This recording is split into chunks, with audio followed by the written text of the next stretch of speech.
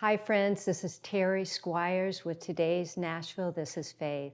As we celebrate our 100th episode, Cornerstone Television and I would like to thank you for making the show a success and being one of your favorite programs. You know, we pray with every guest and every episode that their stories of faith will lead you closer to Jesus. This is today's Nashville. This is faith.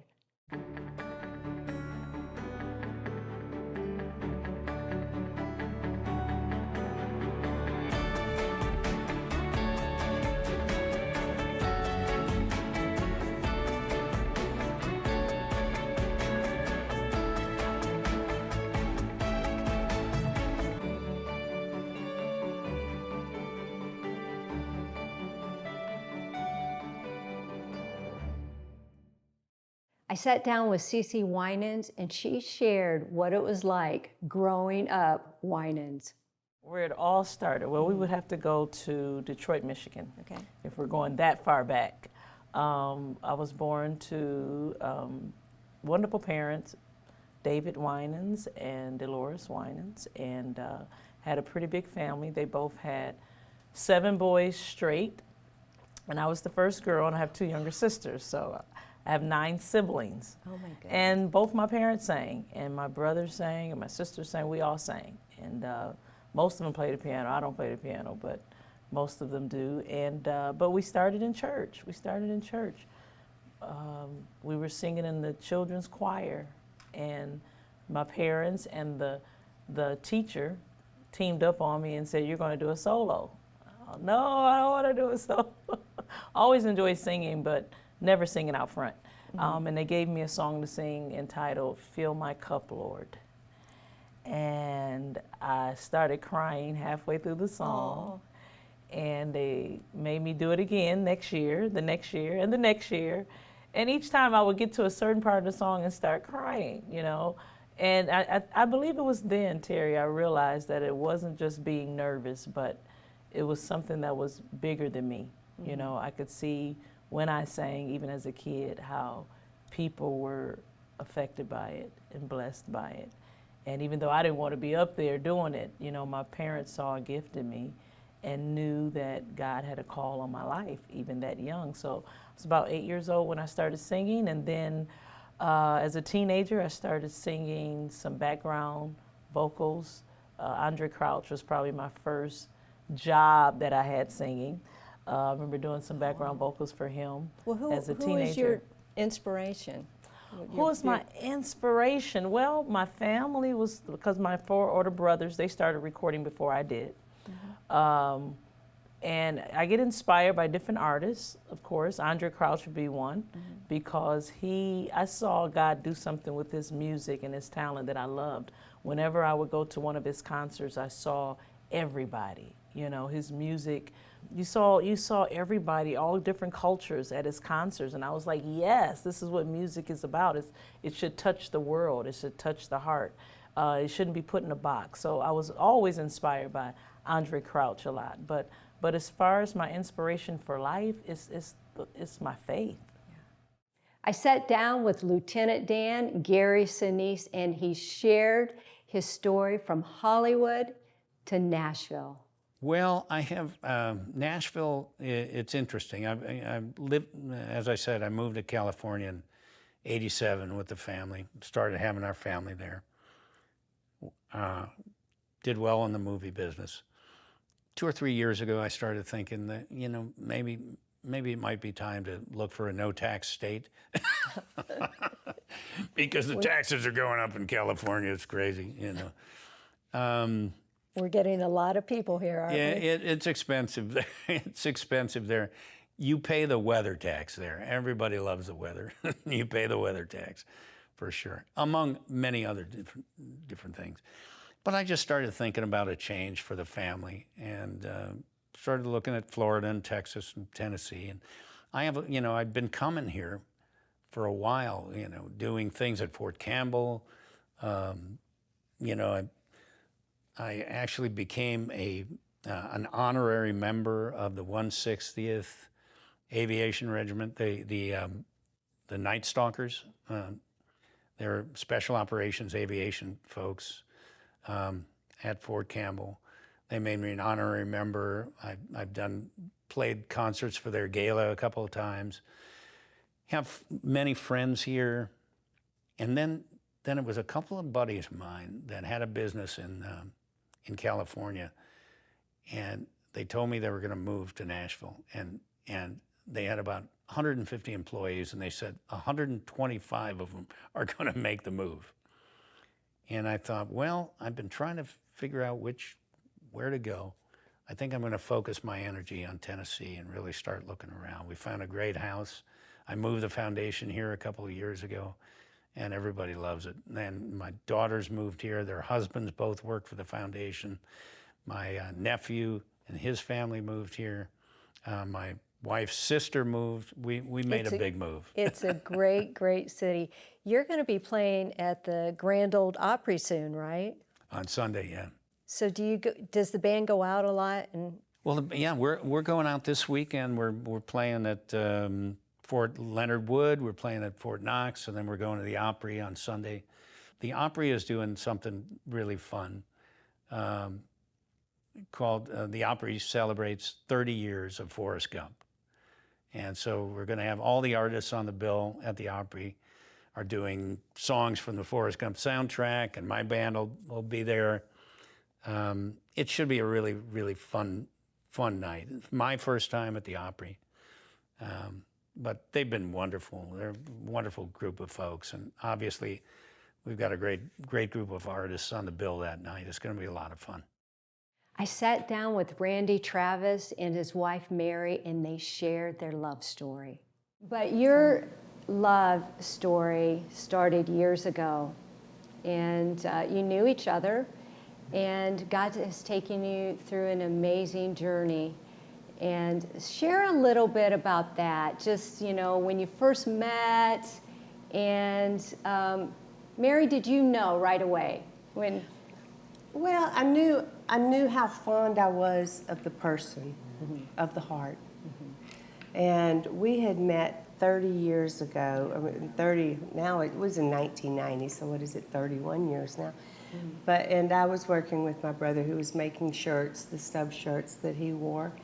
And he would pass through town, he and Lib, and so I knew them only from business and social. I mean, we would go to dinner, and so we spent time together, but watching him day in and day out when I was around him was that humility. Here's this monster of a man as far as the country phenomena that I just thought he was a prince of a person. He was so kind to everyone he ever met. He was so gentle and so humble, and there's something you love about that. He treated everyone the same. I wasn't going to not fall in love with him when I had the chance. We spoke and met, and we never looked back. I mean, it was just, it was something so magical, so wonderful, so quickly that there was, we know that it was in his plan, and we never know where he's going to take us. So you knew right away once you started away. talking? Right, that March 10th of 2010, I knew right away. So what happened after that? Well, we Started a courtship? And yes, and that went on for about 3 years. We got engaged in 2013, actually. You ended up getting married. Yes. Tell me about that. Oh, well, it was a couple of years after we got out of the hospital, and it was Christmas, and we had talked about it under the Christmas tree, and our daughter Kavanaugh had worked with him and asked him, or told him again, or they worked on how to ask me to marry him again, because we didn't know, it wasn't the same as it was in 2013, obviously. And so he did, right under the Christmas tree, and that was in December of 14, and so March of 15 we got married. March of 15. Yeah, real quietly. It was wonderful. Beautiful. You have a beautiful love story. I sat down with Lily Isaacs, and she shared her life growing up and how her parents survived the Holocaust. World War II started in September of 1939. My parents were from large families. My mother had four siblings, and her parents, and my father had 5 siblings, and his parents at home. And my father would always say that when the war broke out, there was some rumor around, but of course in those days you didn't have internet, and very rarely did you have a radio, so people really didn't know what was going on, but there's rumors of war going around. So my father said that all of a sudden one day out of nowhere, these big trucks came barreling, army trucks, Nazi trucks came barreling into the little town of Częstochowa where they live. And he said that the soldiers would get out on the streets and get on these megaphones, and they'd order everybody on the street out of their homes, come out of the street. And if you didn't, they would go from house to house and just make everybody come out on the street. They had no clue why, but that's what they did. They didn't know if it was going to be a bomb or they needed to evacuate for whatever reason. But that's when they started, the Nazis started separating families. So my father and his brother were taken away from his parents and his other siblings. My mother also with her sister came out, and her mom never saw her mom again, or her brother or sister. So everything was chaotic. And they sent one person to this place, one person to that place. So they were transported. Of course, they didn't know each other at the time, just happened to be from the same hometown. But my father was transported to a Częstochowa ghetto, and my mother was at the Warsaw ghetto with her sister. And then eventually they wound up in concentration camps. My father was in Buchenwald in Germany, and my mother was in Bergen-Belsen in Germany, 2 years. How old were they? My mother was 19, my father was 25. Did they even know what was really happening at that time? They had no idea. They had no, I wondered in my mind so many times if 6 million Jews were killed, plus others, if you knew you were going to be killed in your family, would you not fight back? They didn't know. They didn't know where they were going. And then they were on starvation diets, a crust of bread a day with a glass of water. That's all they got. So people were weakened and they get sick. And they had no idea. But they survived a nightmare. I heard a lot of stories from my mother, especially. She'd tell us a lot of the things that she and her sister survived and how they got through it. But in 1945, when the war was over, they were liberated by our American soldiers and our allies. And all of my life, my mother would say, when those American soldiers busted through those gates, she said they looked like angels from heaven. And we have a great respect for our military here because they freed my parents. So that was our humble beginnings. So how did they meet then? After the war was over, there were so many people that were emaciated. They were skin and bone. A lot of them were sick. So they started these places called displaced persons camps. And organizations like the Red Cross, United Jewish Appeal, B'nai B'rith came together across the world. And they went into Germany and into Poland, and they started these camps where they would have proper health care, nurse them back to health with food and whatever. And my parents met in one of those displaced persons camps in Feldafing, Germany, which is the outskirts of Munich. That's where they met. And I think they just had a lot in common because they were from the same hometown. And they got married there. And after they got married, they stayed 2 years. I was born there.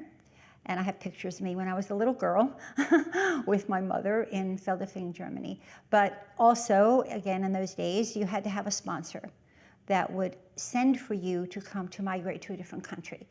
My mother's brother was in America, and he sent for my father and my mother and I to come to New York. So we got on a ship. I don't remember it. Of course, I was only 2.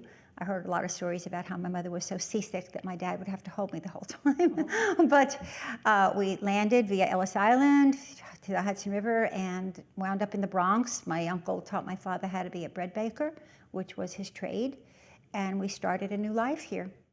I sat down with William Lee Golden in his music room, and he shared his journey with the Oak Ridge Boys through the years. Everyone who thinks about the Oak Ridge Boys, they thought, you know, when I think of the Oak Ridge Boys, I think of your band, but it started before you. Yeah. And it was your dream to be an Oak, right? Right. When I was singing part-time, you know, in high school, it was in high school when I first heard about the Oak Ridge Boys, and it was one of the guys I was singing an FFA quartet with was the one that brought one of their albums, and And then I had to go get the album, and it was 2 albums that really turned me on to the Oak Ridge Boys then. Was called Folk-Minded Spirituals for Spiritual-Minded Folk. And then the other one was the Oak Ridge Boys with Sounds of Nashville. Both of those albums were on Warner Brother Records back at that time. To me, those albums put them in a league that was a little different than what I considered a lot of the older gospel quartets and singers at that time. They were young guys and had a whole new flair about singing and playing music, and it resonated with me. I loved it. You call it a dream or whatever, but I'd worked with them when I was singing in part-time groups. I was working at a paper mill, working on a farm, and also had a job at the paper mill and singing part-time. And so that was out of high school, you know, and then I got married and had 3 little boys. And Well, what was life like on the road on the road with the group, with the Oaks? Well, when I first joined, it was in 1965 in January, and I joined. And at that time, we were a struggling gospel group, like several other gospel groups. We were all struggling to survive, and we all loved singing harmonies and gospel groups. So with the Oak Ridge Boys, it was a time that, you know, we had to book our own dates. One of the guys was one of the guys would either try to book the dates, kind of manage the group within the group. Before we had agents and managers and professional managers and professional agents, we just people wanting to sing, and I joined the Oak Ridge Boys then. But during that time period, we had a bus driver some, but then sometimes, you know, maybe a bus driver would leave and you couldn't replace them right quick. But then there would be time periods where we would be not only singing, but we'd be driving the buses too. And we'd take turns driving the guys. One guy would, and the shift you always hated was the second shift at night after a concert, because you'd be exhausted. But you know, one guy would have the first shift, and somebody's got to take the second shift. And we'd drive for like 2 hours, 2 or 3 hours, and then wake somebody else up. When did things start turning around? When all of a sudden you started becoming extremely popular? You were touring the world. And I want to talk about your story about going to Russia. Yeah. I mean, the Oak Ridge Boys exploded onto the scene, and you rose to fame. What was that like? I felt like we had gone as far as we could go in gospel music. We had reached the top. We had won Record of the Year and those type things. But yet, it was a struggle to get your gospel songs played on radio, because people didn't want to hear about that but one day a week. They may tolerate it on Sunday, but they don't really want to hear that on Monday, Tuesday, and Wednesday, and Saturday. It was a thing that I felt like it was a time that the Oak Ridge Boys needed to expand our music. Having to live 7 days a week, but we're only singing about subject matter that most people only want to think about or hear on just one day a week, and that'd be on Sunday. So you have to realize who you are and where you are and what you really need to do, and you really need to expand your music. So what we did is we started talking with Jim Halsey. Jim Halsey was then and was always the top manager and top booking agent in country music. He managed Roy Clark his entire career, from time Roy Clark was a side man with Wanda Jackson's band, and Jim Halsey managed him from being a side man in Wanda Jackson's band to being a superstar. Jim also managed Hank Thompson, one of the early Country Music Hall of Fame people. He managed Minnie Pearl, he managed Mel Tillis, he managed, like I said, Wanda Jackson. She was in the Country Music Hall of Fame and Rock and Roll Hall of Fame. But 29 of Jim Hall's clients and former clients that he had managed them and booked them are now in the Country Music Hall of Fame. So he knew how to take a career, and he told us when we first got together, he said, guys, he'd come to see us perform. And after we performed, he'd come backstage. It was at the Ryman Auditorium. He said, guys, you're 3 minutes away from being a household name. And so what do you mean? He said, well, you need one song, one hit record, and you're on your way. I think I know which one that is. It was Y'all Come Back Saloon was the first one. Okay. But then we had several more, and then Elvira hit in 1981. Yep, that's the one We I had remember. our first country record and first country hit record in 1977. Then Elvira hit in 1981. Elvira went to the top of country charts and then just spilled right over into pop and rock and roll, and every other station then was playing Elvira during the summer of 1981. And then the next year we had Bobby Sue that kind of did the same thing. It was went to the top of country music, spilled over into rock and roll and pop music, and was played on all of those stations too. So that was in 1981 and 82, basically during the musical heyday of the Oak Ridge Boys for that time period, you know. And at that time, we sold more singles on Elvira then in 81 than any other single that had ever sold out of Nashville. The single itself was sold over 2 million singles, and that was unheard of. The album went to be a double platinum album at that time. And when that went double platinum, all their other albums went gold. I sat down with comedian Shonda Pierce, and she shared her heartbreak and how God has healed her life. You know, it's interesting. I always say grief is the gift that keeps on giving, and it does. And my heart is so tender toward other widows. And I see them, they'll come to my shows, they'll say something, oh, I read your book, or I heard your husband passed, and they want a helpful hint of what's going to get through it. And I always tell them, as much as I hate to tell you this, it's just time. It just takes time. And so don't be afraid to weep. You know, I always say, getting through grief is 3 W's, you know, wake up. You know, in other words, that means just get out of bed, do the next thing. The other one is let yourself weep. But the third one is worship every chance you get. Oh, that's good. Because when you worship, you know, even if it's running the vacuum and playing your favorite praise music, there's something about that puts your mindset and puts all your grief in perspective. It doesn't make it easy. I still miss my man very, very much. How long has it been now? It'll be actually, while we're filming this, it's 9 years tomorrow. Yeah. Tomorrow.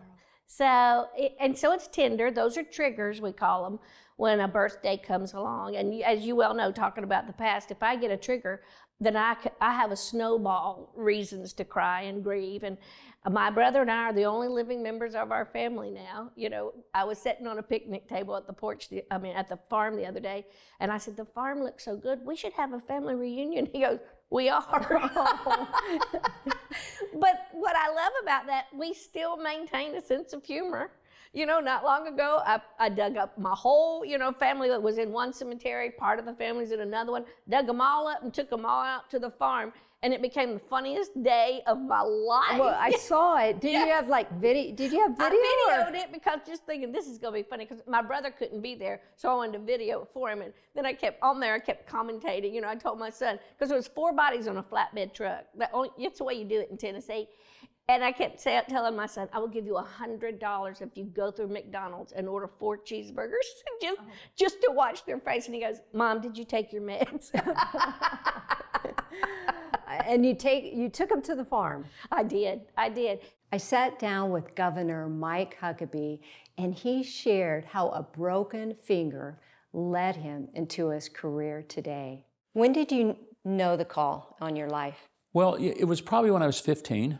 I started work at a radio station at the age of 14, which was the result of a broken finger at age 11, playing Little League Baseball. The quick version of the story is I was playing baseball. I was a catcher. We were a horrible team, never won a game. And a kid hit a foul tip, and I did something catchers intuitively know they're not supposed to do. In addition to my mitt, I put my hand out here because I wanted to make sure I caught the ball. I misjudged it.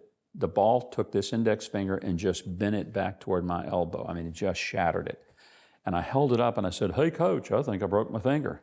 I could have been an orthopedic surgeon with diagnostic skills like that. And of course, it ended my baseball season. They told me I could go to the press box and help work on the public address system and announce the batters. Okay, free Cokes, free popcorn doing that. Hope was such a small town that the local radio station broadcast all the Little League games. Now think about how boring that must have been, but they did it. The manager of the station came, and he didn't want to do it because the guy that normally did it got sick. He said, "Kid, would you like to call a few innings?" I said, "Sure." They passed me the mic. Innings later, he said, "You're not bad. When you're 14 and can get your license, come see me, I'll give you a job." And that was the beginning of that. Beginning of the. Yep. I sat down with Jimmy Fortune, and he shared his journey through his bypass surgery. Well, I had a couple friends that had heart attacks and strokes. They were actually younger than me. And so all these alarms were going off inside of me. And my wife said one day, told her about some little issues I was having. She said, "We're going to make you a doctor's appointment." And I'm like, "Okay, you can if you want to. I don't think there's anything wrong." So I go into this doctor's appointment and I start telling him what's going on. I passed every test but one. He said, "We're going to do a heart catheterization on you." He said, "I think you might need a stent or something like that." And I said, "Okay." So we lined it up.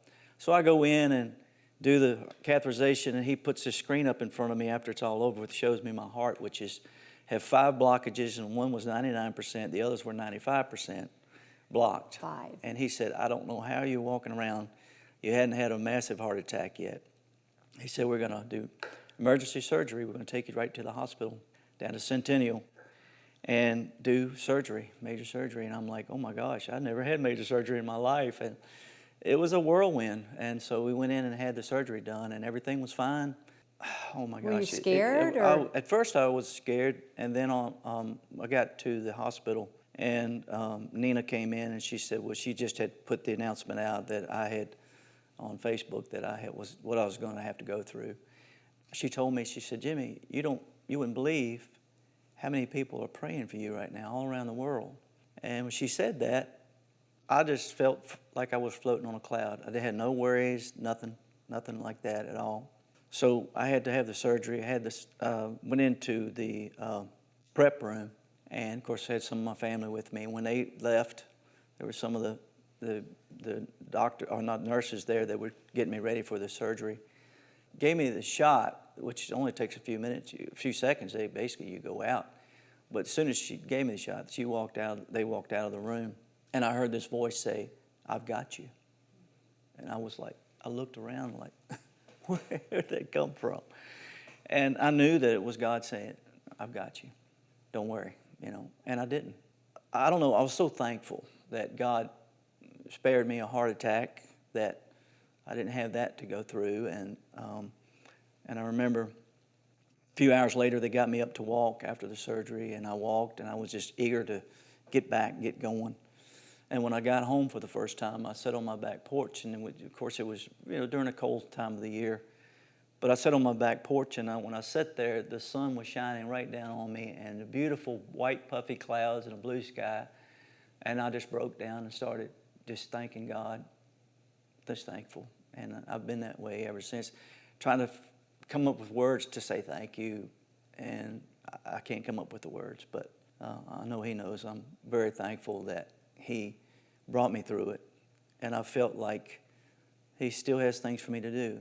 I sat down with T. Graham Brown, and he shared his story about changing wine back into water. I'm partying the whole time, and I started drinking when I was in high school and just never let up. I went to the University of Georgia, but I majored in partying, I think. And so it was a given that I was a drinker and pot smoker and hellraiser. That was part of the deal that you got with me. And then I had friends that we were on the same wavelength. Keith Whitley was one of my best friends, and we toured together, and he died of alcohol poisoning. And he was at home. We had just gotten in off the road, and then like 2 days later, he choked on his own vomit. I mean, it was pitiful. You would think that it would have knocked some sense into my head, but it didn't. His manager called me up and said, "Man, we found Keith dead this morning." And I thought, man, this is crazy. And he started crying and said, "Can I send these reporters and news people to your house? I can't face them." So all these news people showed up at my house, and I had to be the face of the Keith Whitley tragedy. But I didn't slow down. Keith and I used to go to this psychologist. They made us go to this psychologist on Music Row and sit in this group therapy thing where everybody whined about their problems and everybody was trying to get sober. And Keith and I were looking at our watch saying, "Boy, when's this going to be over? We want to go get a drink." I mean, we were totally not buying into the program. So, and then I would try to, the Capitol Records people said, "Look, if you don't get sobered up, we're going to drop you." So I'd get on the horse and ride a while and fall off, get on the horse and ride a while and fall off. And then we wrote this song later, a few years later, called "Wine into Water." My friend Bruce Birch, who just passed away, great songwriter, wrote a lot of number ones. We wrote some hits for me together, and he was cutting grass, he told me, and this "Wine into Water" idea came to him. And I think he was really thinking about me because we were such close friends, and I was in bad shape. There was another friend named Ted Hewitt, and we all got together and we wrote this song called "Wine into Water," and it's just a prayer to get sober. That's all the song is. But I didn't get sobered up and stay sober. I'd be drunk again and sober up and get drunk again. And then finally, I'm 67 years old, so about 11 or 12 years ago, I didn't write the day down, but I woke up with a hangover. I mean, I got to where I was pouring vodka in my coffee and firing up a joint first thing in the morning. I mean, that's where I was. That's where my head was. I was just about to die. I woke up one morning, it's just a cliche of a story that you've heard before, but it's true. I looked in the mirror. I was just sick and tired of being tired and sick. And I looked in the mirror one day, and I looked like death. And I said, "Man, what are you doing? You're about to blow everything. You're about to lose your family, your job, everything." And you know, I asked God to help me, and I have not had one craving since that moment. I know it sounds corny, but it's the truth, and I'm sure some people will see this, you know. But hey, I'm here to tell you, man, I've been there, and I know what I'm talking about. I end every show with "Wine into Water," and I tell them my story because you never know who's going to get blessed. And I was talking to Larry Gatlin the other day, and I'd done my testimony during a show, and I said, "Man, do you think this is too corny or anything?" He said, "Man, don't you ever stop doing that, because the day that you don't do it, there's probably somebody out there that needs to hear it." That's right. And "Wine into Water" continues to help people. I urge people to go on YouTube and watch the "Wine into Water" videos. I've had people tell me it's changed their mind about suicide. I had an old couple write me a letter that their son had dropped dead cutting their grass, and they made a suicide pact and were going to kill themselves, and her "Wine and Water" changed her mind. This woman told me she'd been beaten up by her husband again, went out on a lonely road, was going to shoot herself in the head, turned on the radio, and bam, "Wine and Water" came on, changed her mind. This football player in Tampa told me that he started smoking crack. He lost his 3 daughters, his wife, his job, his house, went through his money, pulled his truck out on New Year's Day out in the field, hooked up a hose to the exhaust pipe, ran it in the cab, going to kill himself, turned on the radio, and bam, "Wine into Water" came on. I got stories like that all day long. I hear from people every week. Well, I know somebody today is listening to Well, you. there's a way out. I'm telling you, there's a way out. And Jesus Christ can change your life, and it's real. God is real, and don't ever doubt it. I sat down with John Barry in his living room and he sang one of my favorite songs, She's Taken a Shine. Well, she never was one for turning heads. She was just always kind of there. She had a few nice features, more or less. No red ribbons in her hair. But since Jesse's been coming to the diner, folks are saying that she never looked finer. She's got a different air. She's taken a shine to him, becoming the woman that she's never been. And all of the guys are wishing they hadn't been so blind. She's taken a shine to light. Now there's a sparkle in her eye. They all missed a gem, a diamond within. She's taken a shine.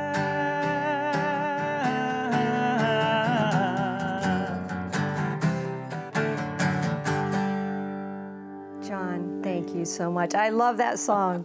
I appreciate that. Thank you. I sat down with Bill Anderson. We talked the Grand Ole Opry, favorite legends like Minnie Pearl. I joined the Opry as a regular member in 1961, so that has been a while. It's still the most special stage in the world. You can play anywhere, and I've played just about everywhere there is to play. And there's something about that Grand Ole Opry stage. Whether it's at the Opry House or occasionally we go back to the old Ryman Auditorium where the Opry was when I became a member. And there's no feeling quite like it. The young kids come to me, they say, don't you get nervous playing the Opry? I say, no, I don't get nervous. I don't get scared. I get a little keyed up because it is the Opry. And I tell them what Minnie Pearl told me one time. She said, if you don't get a few butterflies, then it doesn't mean as much to you as it should. Do you still And get it the means butterfly? a lot. Oh, yeah. Yeah, because it still means as much to me as it ever did. What's Minnie Pearl like? An incredibly beautiful lady, Sarah Cannon. Of course, the Sarah Cannon Cancer Center here is named for her. She was such a caring person. She cared, I think, more for other people than she did for herself, which is evidenced by the fact that she put her name on this cancer center. I didn't mention when you asked me about trials and tribulations in my life, I had, after my wife and I did not survive everything in our marriage, I was with a lady for 12 years who developed cancer and was treated at the Minnie Pearl or Sarah Cannon Cancer Center. She eventually passed away. But Minnie put so much of herself into other people. And she'd walk down that hall at the Grand Ole Opry on a Saturday night, and maybe she would be on early and was going to leave, and maybe I would have a late spot, and she'd walk down that hall, and I never will forget the last time I saw her. She was walking down the hall, and she reached out and she touched me on the arm, and she never called me Bill. She called me Bill Anderson. And she put her hand on my arm and she said, I love you, Bill Anderson. Oh. And I put my arm around her and I said, I love you, Minnie Pearl, because I did. So sweet. I loved her very, very much. Oh. I sat down with Cutter and Cash, my youngest guests on today's Nashville, and they sang, Mama, don't let your babies grow up to be cowboys. All right, let's do it. A little bit of mamas. Don't let your babies grow up to be cowboys. 1, 2, 3.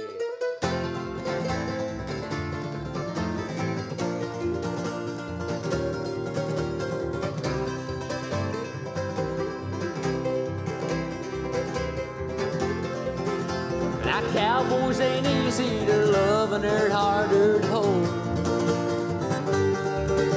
They'd rather just give you a song and diamonds or gold. Star belt buckles and old faded Levi's, and each night begins a new day. If you don't understand him or he don't die young, he'll probably just ride away. Mamas, don't let your babies grow up to be cowboys. Don't let them pick guitars and drive them old trucks. Let them be doctors and lawyers and such. don't let your babies grow up to be cowboys. 'Cause they'll never stay home and they're always alone, even with someone they love.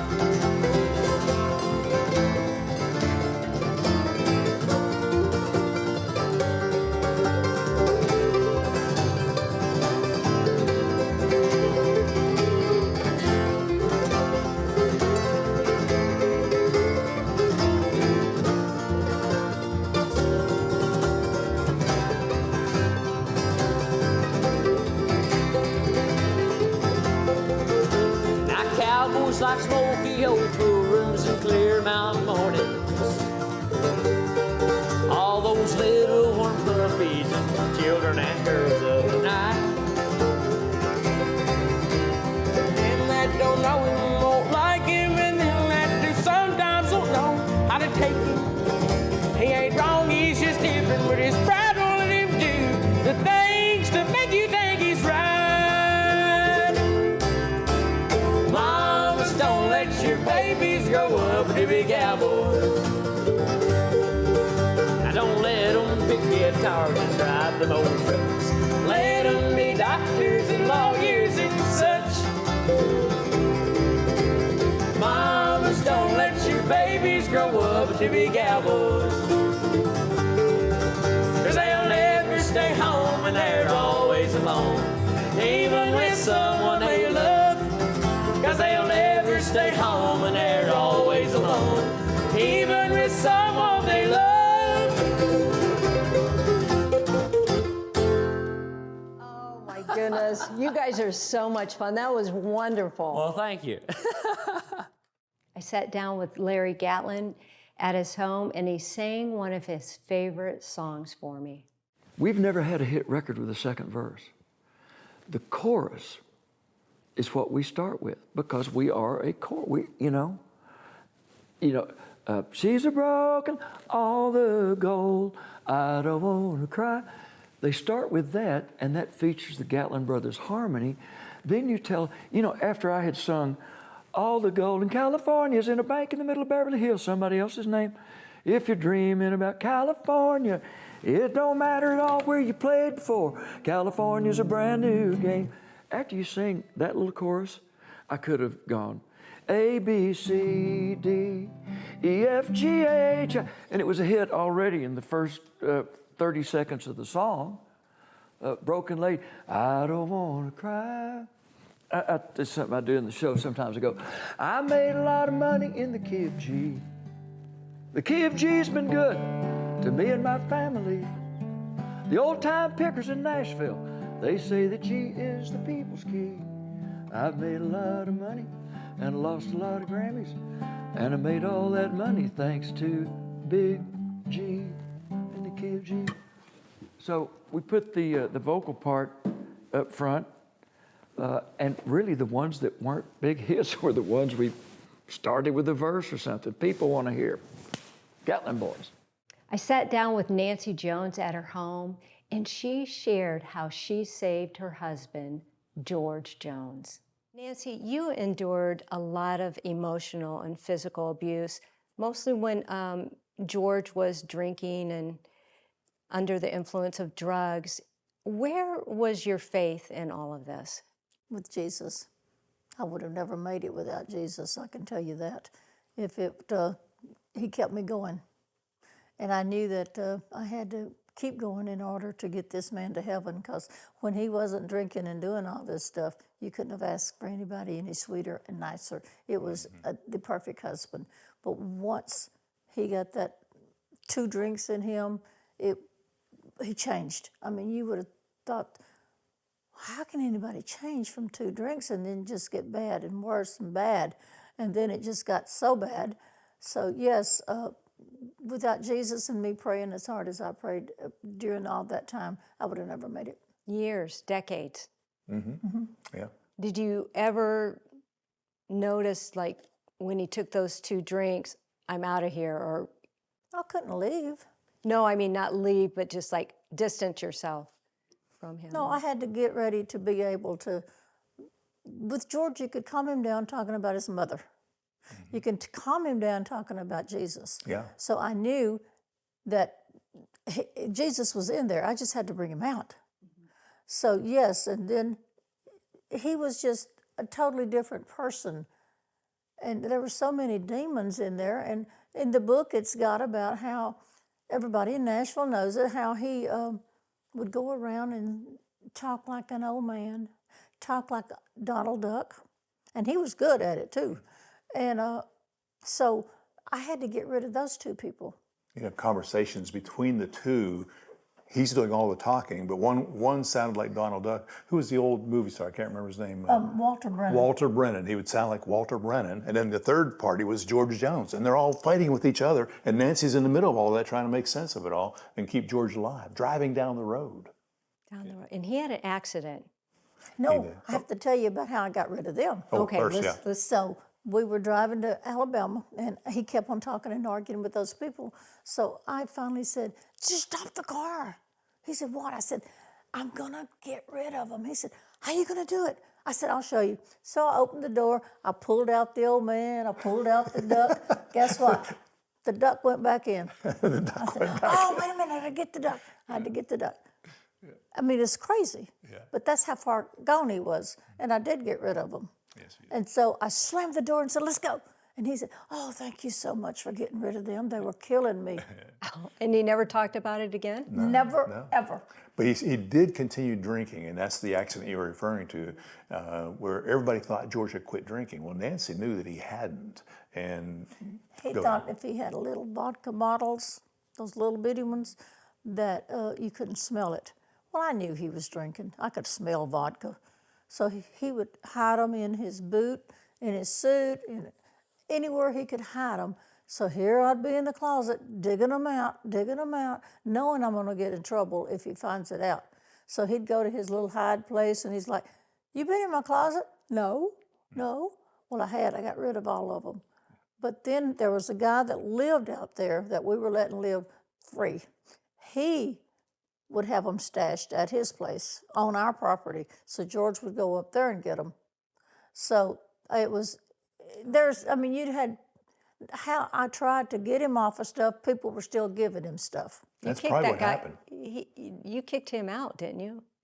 No, I didn't. I kicked that guy out. Yeah, yes, that's right. Yes, I did. Yeah. And you know what? So did George. When we left the hospital, he said, I want that guy gone. Tell him about the accident, though, because that's what put him in the hospital. He had the song Choices, so he was calling my daughter because he wanted her to hear the song Choices. And in Alexa's, if you got a CD in there and you're calling somebody, it cuts it off. So he was mad because it kept cutting off.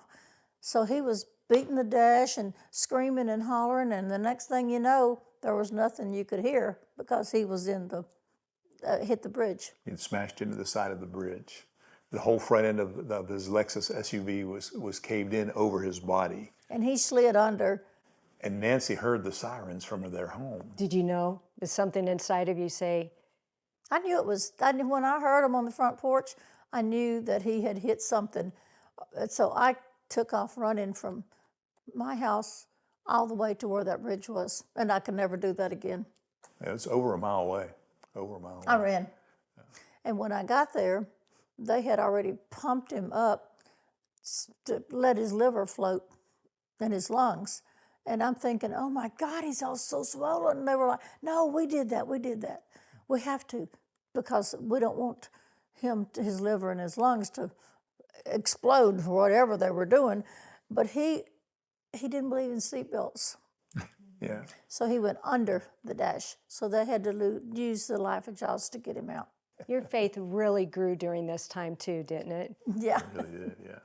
And George's did too. And the last few days of his life, he was not in good shape. And he was in the hospital, and he was in almost a comatose condition.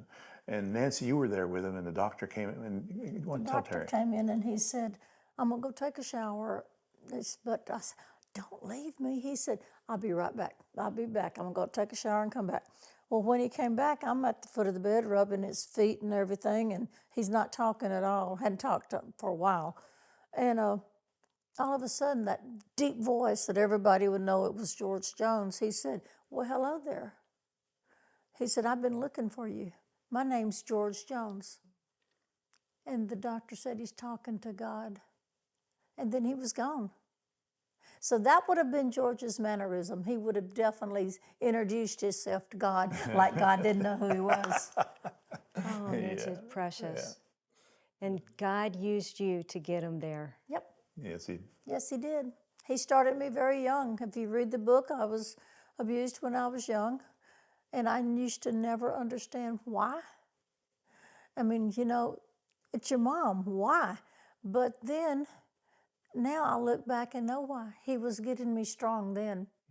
I sat down with T.G. Shepard and Kelly Lang. We talked about breast cancer, losing it all, and what God did for their life. With my breast cancer diagnosis, I just never questioned that God was there. I never wavered. It was just always, it showed up even brighter in me because that was the only source of comfort that I had. And I think it was a good well, it was for me. Both of us, actually. Really and truly, I tell people all the time that God lives in our house because we are huge prayers. I mean, we pray every day of our life, every night of our life. I just don't know how some people get through life without God. I really don't. I don't either. And if I run into somebody who's not a believer, I really try hard to make them understand that their life can be altered forever if they will just believe. And you're a testimony to it with your struggles. And I know he was there when you were going through your breast cancer. I remember you sharing with me that he was there the entire time. I'm in the process of writing a book, and it's called I'm Not Going Anywhere, and it's the title of a song that I wrote many years ago. It's playing in a hospital commercial now, all these years later. I've heard it. It's a beautiful song. Thank you. And the biggest part of the story is our love story and how he did say my same words back to me, I'm not going anywhere. And just to know that he could have left. Most men go, whoa, this is my way out. This is my way to leave. And I really love that how committed he was to me during that time. And you know, it's not the full reason I'm with him, but it's a huge reason. He was so dedicated and so loving to me, even in a dating relationship that we were in. But I think it bonded us together even stronger than if we had never experienced something like that. Well, you know, there's a lot of people watching this now that may have cancer in their life when they're in their partner. And when your partner in life has cancer, you also have cancer. You don't feel the pain physically that they feel, but you feel the hurt and you see the pain in the person that you love when they're going through a cancer battle. So it really made us stronger. It really made us realize that we really needed each other in life and we needed God in our life to get through it. I wouldn't want to go through it again, but I'm glad we did. Yeah, it was, well, you often say that cancer to you was a blessing. Oh, absolutely. After that, I mean, I was 36 when I was diagnosed, and after that, I just was, I like to say it can be a death sentence maybe to some people, but to me, I chose to be my life sentence. I really changed my life around. I really grew to appreciate things and live more boldly than I did before, and I took much more chances afterwards. I sat down with Gary Chapman, and he opened up about how God delivered him from a double life. I was the perfect kid, tried to be, at least. My brother was the wild one, and I saw how that injured my parents, how it hurt them, and I decided not to do that. So I hid all my craziness as best I could. And then as soon as I left home, I didn't hide it anymore. Actually, Bible college, some of the craziest time in my life, honestly. It's mostly preachers' kids, and worse, missionary kids, you know, so I don't know who decided it was a good idea to take all these kids who've lived in the aforementioned varying degrees of repression, and the first time any of them leave home, let's put them in one spot. So we kind of all fed on each other, and it was wild. It was 30 miles from Dallas, crazy town. And I started doing some drugs, some recreational stuff, just smoking weed or whatever. And and just didn't think anything about it. I didn't at all. Then I came to Nashville, and the weed turned to cocaine, which was the songwriter's drug of choice. Honestly, this is not to indict anybody. It's not a justification. It's simply the reality. In the early 80s in Nashville on Music Row, I didn't know many songwriters that weren't doing cocaine. It was the common thing. And again, not an excuse at all. And I went down that path for about 5 years. Again, I had perfected duplicity. I had 2 completely different lives. I had my church life, and I mean it. I really do. I'm writing Christian songs. I'm singing on stage. I believe what I'm doing, and at the same time, I've got this other path that I'm trying to keep one foot on. You think it's hard to live a life? Try 2. It is maddening and exhausting, and I finally got to a place. And this is a story I don't tell in its entirety because there's other people involved. But my first marriage reached a point to where I knew that what I was doing was really harmful. And there was other stuff, but for my part, I decided to quit. And I did that day, September 2nd, 1986. This is wild, I have not seen cocaine since September 2nd, 1986. Living the life that I have clearly lived, I have been completely protected, and I thank God for it. That was difficult, but God was there. He just was there. He gave me the strength I needed, and I walked it out with His help. I sat down with Jeannie Seeley on her porch in Nashville, and we talked about the Grand Ole Opry. So let's talk more about Nashville. And you came to Nashville and graced the stage of the Grand Ole Opry. What was that like? Well, actually, that was this past May 28th, and Friday night was 55 years to the exact day that I made my debut at the Opry. And somebody asked me the other day, how does that feel? I said, every emotion you can imagine or have ever felt goes through your body and mind, I think, at a time like that. It was something that you were almost afraid to dream of ever happening, and now it's happening. And I was watching some of the Olympics and hearing them say, this is the Olympics. Well, the Grand Ole Opry was kind of like the Olympics for me. Well, I have to ask you, how do you feel every time you walk out on the Grand Ole Opry? Does the feelings change, or do you get used to it, or? Well, it never gets old, I can tell you that. Maybe I'm not as nervous as I was in the beginning, but I'm always excited. And I think now even more what I can feel is an absolute sense of pride. Mm-hmm. Well, my husband and I recently saw you at the Grand Ole Opry, and you sang a song that was just beautiful, if you would call it that. Yeah. Tell me about it. That song was started by Dottie West, my friend, and my friend Ron Harmon had some of Dottie's memorabilia, and he found this journal where she had started writing this song. And so he took it to Bobby Tomberlin and Steve Warner. It just hit him so strong. And I truly think that Bobby and Steve finished this song the way Dottie would have. And you talk about a God thing, and the inside cover of that journal, it said Jeannie Seeley, 824-7011, which was my old telephone number back years ago. So we took that. It was meant for me to have the song to record, and I'm so grateful. Thanks for watching. We have many more stories of faith coming. This is today's Nashville. This is faith.